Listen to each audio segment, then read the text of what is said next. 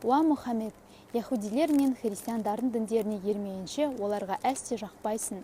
Сен Алланың ақ жолы нағыз тура жол деп айт.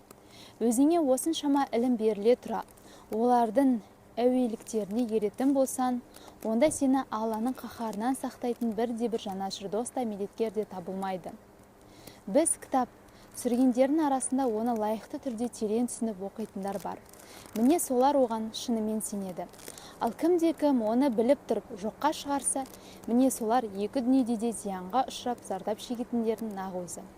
Ей Исраил ұрпақтары, сендерге үйіп-төгіп берген нығметтерімді және бір кездері сендерді жер жаһанда үстем еткенімді еске алыңдар.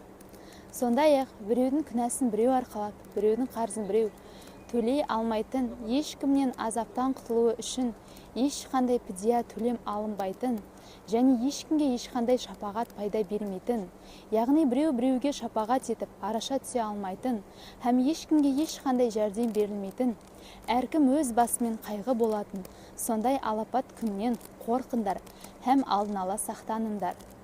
Ей кітап иелері, сендер ақырғы пайғамбар бізден шықпады деп Мұхаммедті мойындамасаңдар да Ибрахимді мойындайсыңдар. Ендеше, естерінде болса бір кездері Ибрахимді рабысы қауымы тарапынан отқа тасталуы, жақын туысы Лут пайғамбардың алейхиссалам қауымын жермен-жексен етуі және бауыр еті баласы Исмайылды құрбандыққа шалуын бұйыруы секілді бір қатар ауыр пәрмендермен сынаған еді. Сөйтіп ол осынау сынақтардың бәрінен сүрінбей өтті. Ақырында рабысы оған бұдан былай мен сені адамдарға имам, жолбасшы, өнегелі көсем қыламын деді. Сонда Ибрахим ұрпағымнан да адамдарды тура жолға бастайтын пайғамбарлар мен игі көсемдер шығарғайсын деп дұға етті.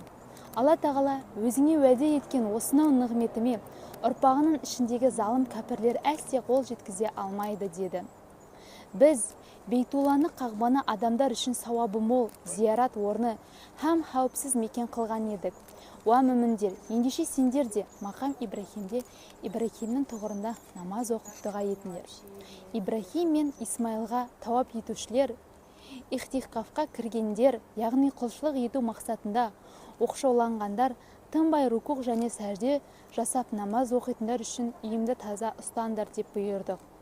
Сол кезде Ибрахим, уа Раббым, бұл жерді қауіпсіз бейбіт шаһар қылғайсың. Бұл жердің халқына араларындағы Аллаға хам, ақырет күніне иман келтіргендерге түрлі жеміс-жидек көкөністерден ризық бергейсің деп жалбарынды. Сонда Алла, ризықты тек мүміндерге емес, бәріне беремін. Алайда араларынан кімде-кім берген нығметтерім үшін шүкіршілік етпей, күпірлік қылса, оған бұл дүниеде аз ғана уақыт ризық несібе беріп, өмірдің қызығын көрсетемін де, содан кейін мені тозақ азабына душар етемін. Ол қандай жаман ақырғы тұрақ, қандай жаман барар жер, деп айтты. Ибрахим мен Исмайыл Бейтулланың, яғни қасиетті қағбаның ірге тасын қалап жатып, уа Раббымыз, бұл ісімізді қабыл еткейсің, шүбәсіз сен барлық нәрсені естушісің, һәм бәрін білетін шексіз ілім иесісің.